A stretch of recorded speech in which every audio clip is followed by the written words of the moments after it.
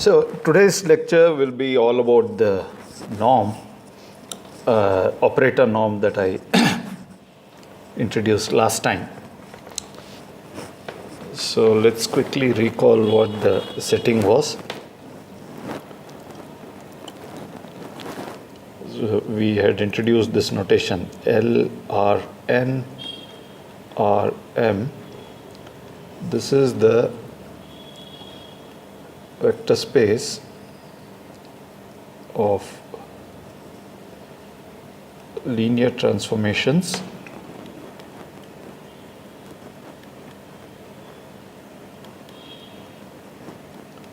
from Rn to Rm.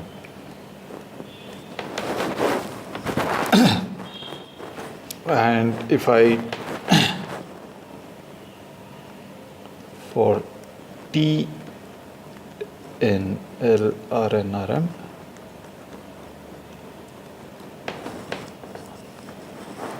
we had defined what we call the operator norm of T to be supremum of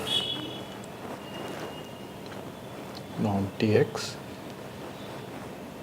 over all x in the domain whose norm is less than or equal to 1.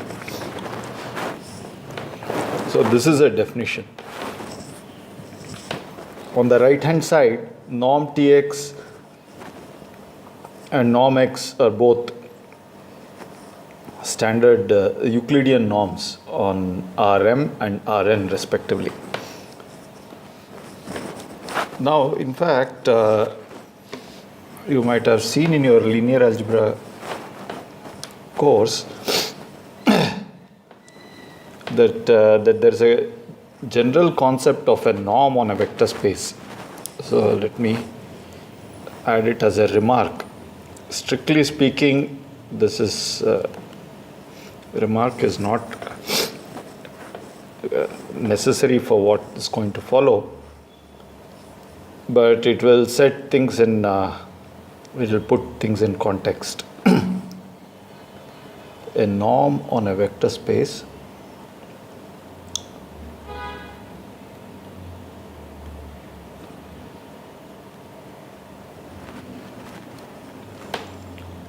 V is a function,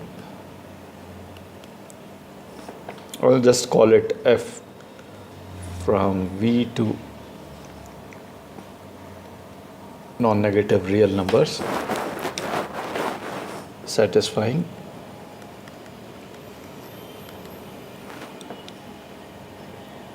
the following properties.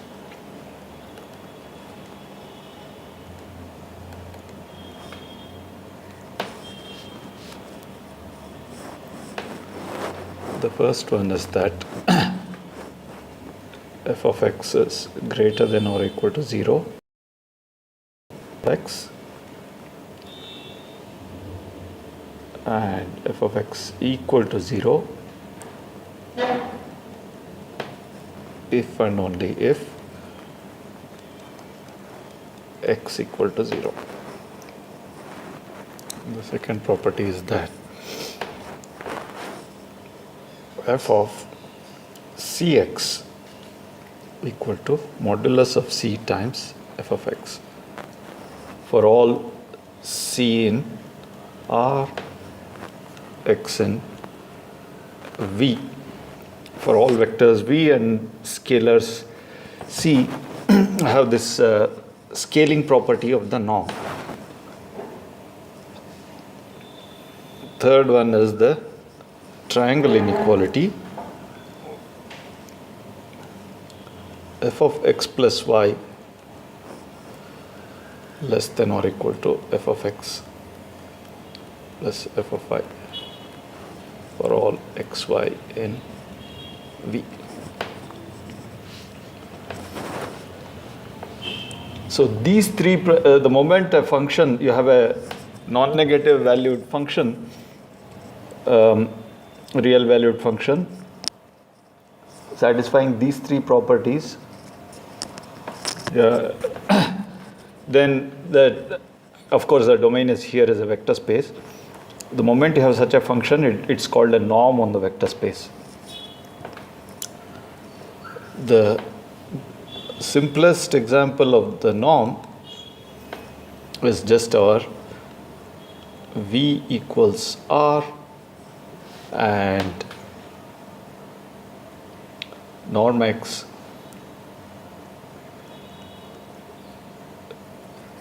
and since I've used the notation f of X is, let's take it to be the absolute value function. This is in fact this sort of gives whatever insight we need to have about a norm. But there are more interesting things that you'll see, and the other a generalization of the absolute value to higher dimensional Euclidean spaces is the Euclidean norm V equals Rn f of X is square root of sigma xi squared I equals 1 to n, where x equals x1 xn. This is what we have been calling the Euclidean norm. 2 is the generalization of 1, and this is called the Euclidean norm. This f is called the Euclidean norm or L2 norm on Rn.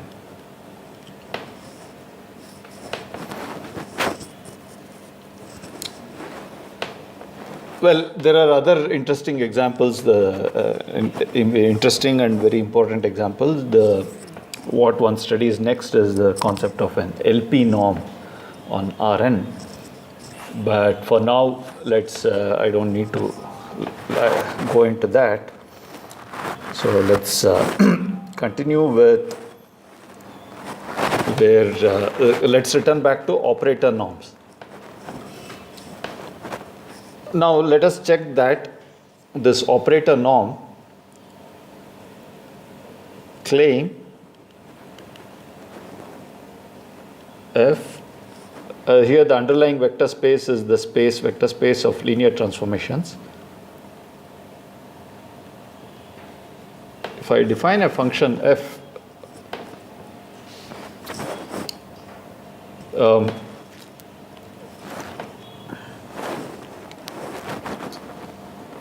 zero infinity, if f from here to here is defined by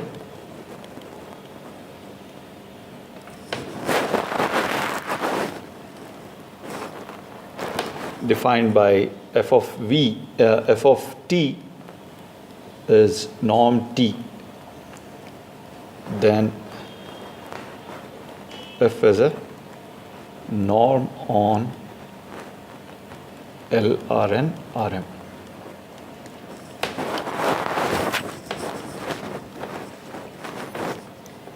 So let's prove this.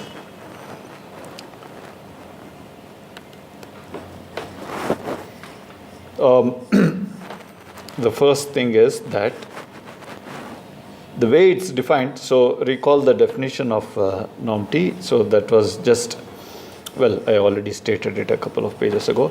By the very definition, it's clear that f of t is greater than or equal to 0 for all t. Now let's see when it's actually equal to 0. Suppose f of t equal to 0.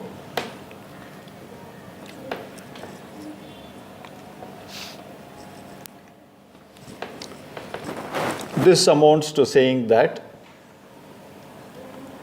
then supremum of Tx equal to 0, where x is norm x less than or equal to 1. i.e., if the supremum is 0, then all these individual things are 0.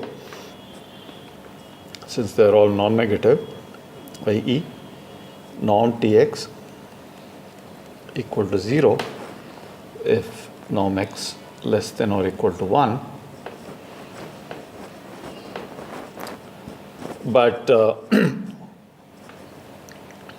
this here, the norm symbol is just the Euclidean norm. So here we are saying that the norm of a vector is 0 if something happens. We know that if the norm of the vector is 0, then the vector itself has to be 0. Or Tx equal to 0 if norm x less than or equal to 1. But this implies that Tx is 0 even if we drop this condition norm x less than or equal to 1. So this is, we already seen this kind of thing before. So,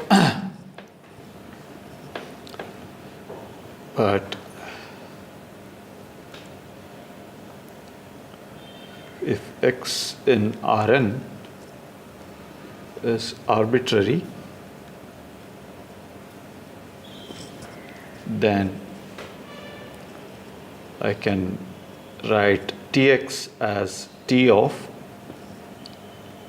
just multiply and divide x by its norm, then use the fact that it's a linear transformation to bring out the scalar outside.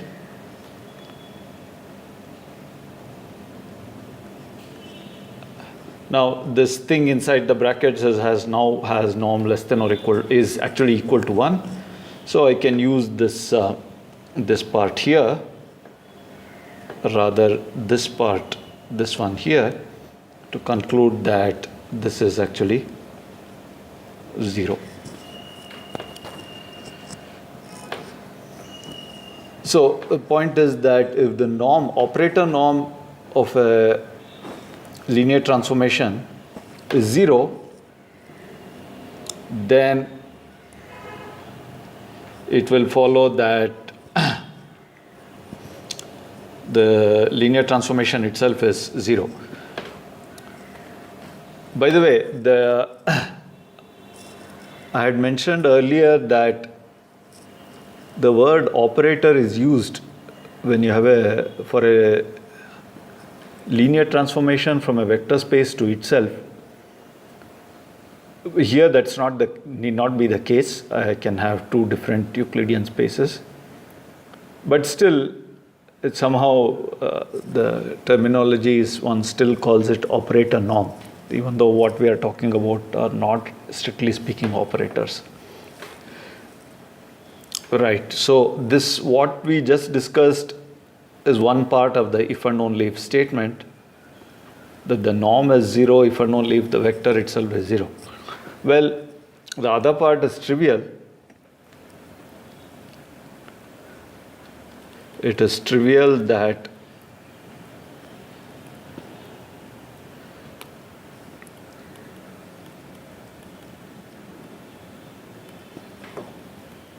f of 0 is 0,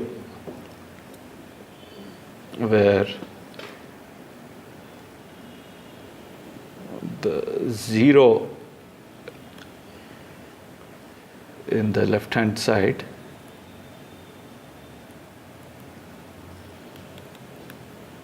is the 0 linear transformation from Rn to Rn.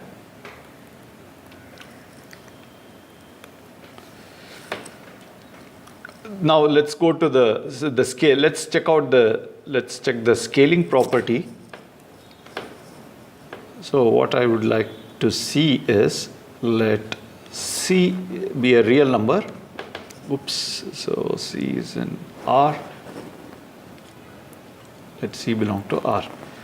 We want to look at f of C times T, the linear transformation defined by multiplying T by C. So this by definition is supremum, again norm less than or equal to 1, and then Ct, this transformation acting on X.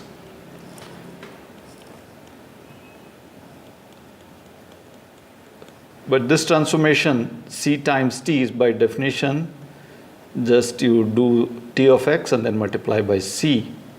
So I'll write it like this. And then again we invoke the fact that the norm on this which occurs here is just the Euclidean norm, and for that we know that the C can be taken outside with an absolute value sign, and I'll take it past the sup as well, since I get a positive since I'll get absolute value of C after the first step. So I'll skip a step and write it like this: sup norm X less than or equal to 1 norm Tx, and this by definition is the same as mod C times norm T.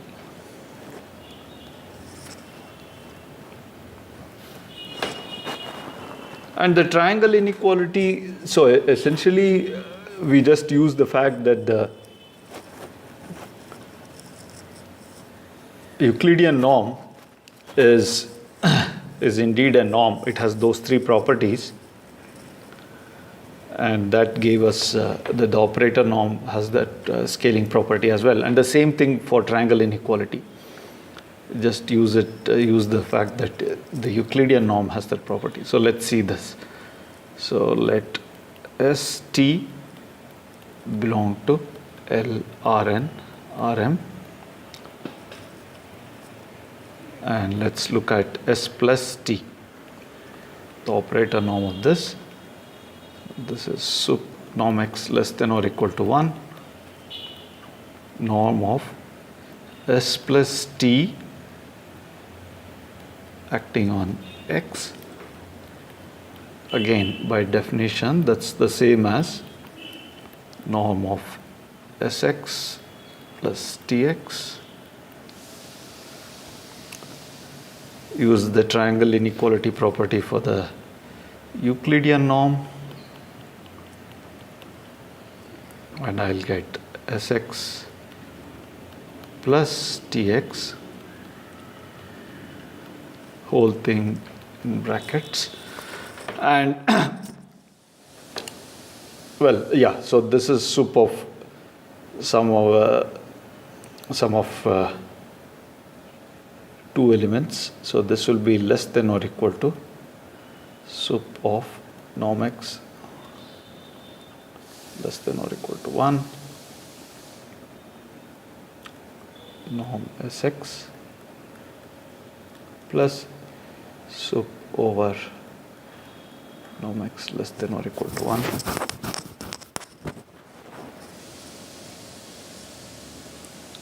norm Tx,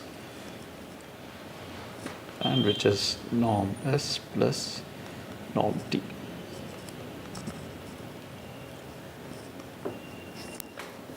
So all three properties are fairly straightforward, but there is one thing that I've omitted which sort of precedes all this. See, the point is that even before we begin all this, well, where was that? Right here. I wrote the first step was clear that f of t greater than or equal to 0 for all t. That's true enough. But how do I know that this is actually finite?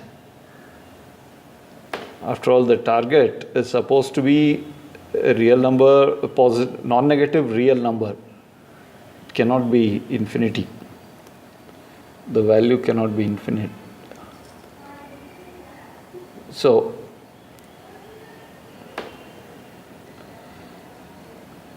let's check that.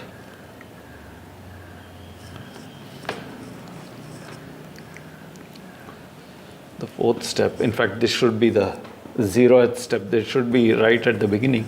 So fourth step is that norm t less than infinity for any t.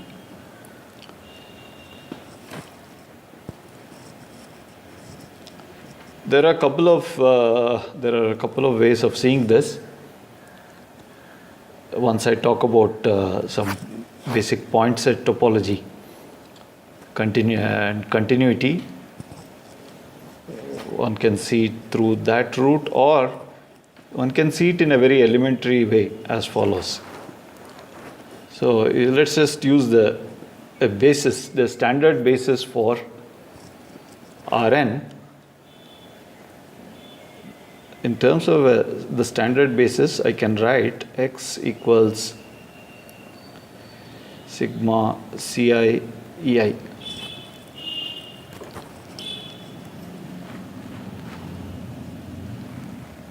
Ci in R.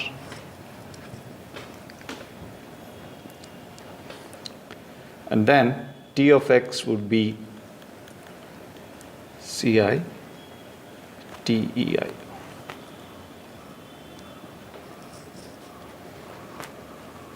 So norm T of x would be norm of this thing Ci Tei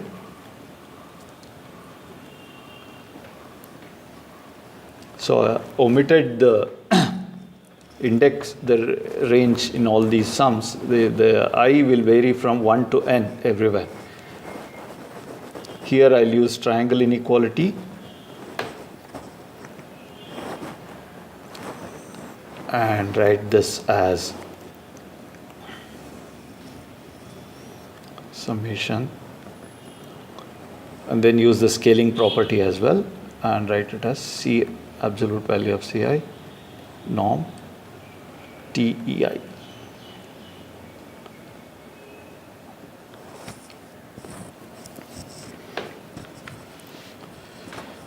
So now the point is that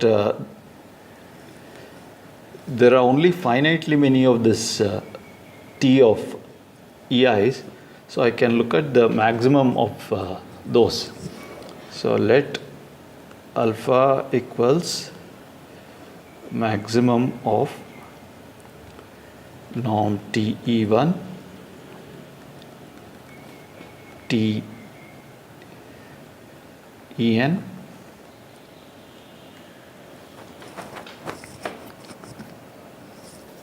This will be some non-negative pointers. It can be 0. We don't care, but it's some finite number. So then norm Tx would be less than or equal to alpha times norm Ci. Now here so far we have not used the condition that when I take the operator norm, I have to just look at x for which to look at norm Tx, where x is a vector with norm x less than or equal to 1. So that norm x less than or equal to 1, that condition has not been used so far. We have to use that now, and that will show up like this. Norm x, after all, what does this mean? Norm x less than or equal to 1 is the same thing as saying sigma Ci squared less than or equal to 1.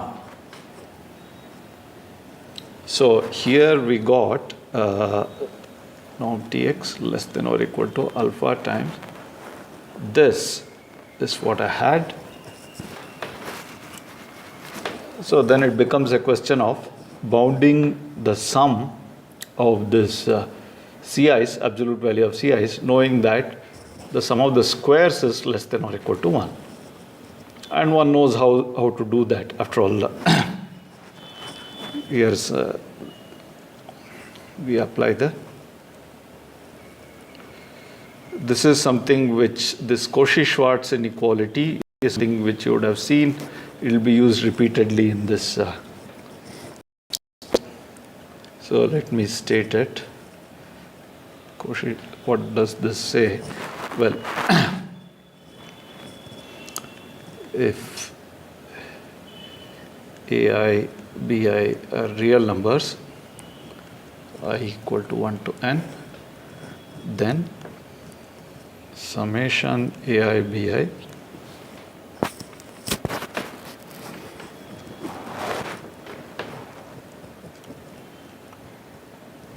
this is less than or equal to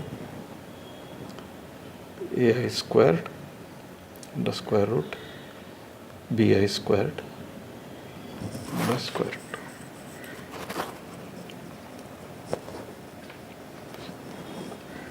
So, in particular,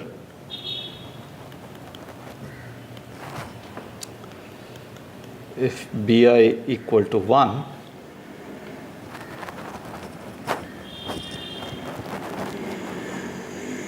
for all I,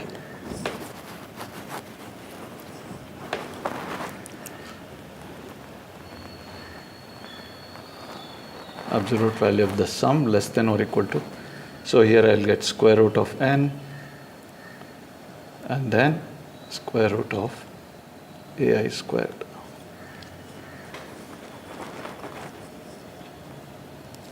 So I can apply this last inequality to this thing here,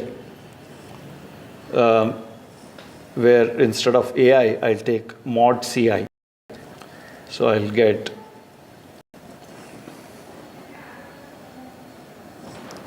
therefore summation mod Ci less than or equal to square root of n square root of Ci squared less than or equal to square root of n. Since this thing here by hypothesis is less than or equal to 1. The final upshot is that norm Tx less than or equal to alpha square root of n for all x. For all x with norm x less than or equal to 1. The point is that the right hand side doesn't depend on x. This alpha is it's just if you recall, alpha was just, I just took TE1, TEN, etc., took the norms and looked at the maximum. That is fixed once the linear transformation is fixed. So this proves that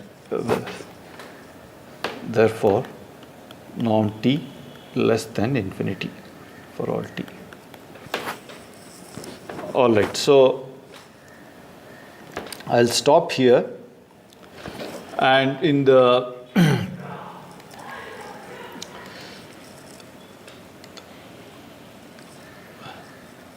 then the next thing I'm going to discuss briefly is this a little bit about well, there's one more essential property of this operator norm which is extremely useful, which is the multiplicative property. And then I'll move on to talk a bit about matrices, since we have talked about linear transformations. The two are, we know that they're in bijective correspondence. Then in the text, Rudin moves on to differentiation. I'll just spend a bit of time going over point set topology of matrix spaces and associated things like continuity of functions, etc. So we'll stop here.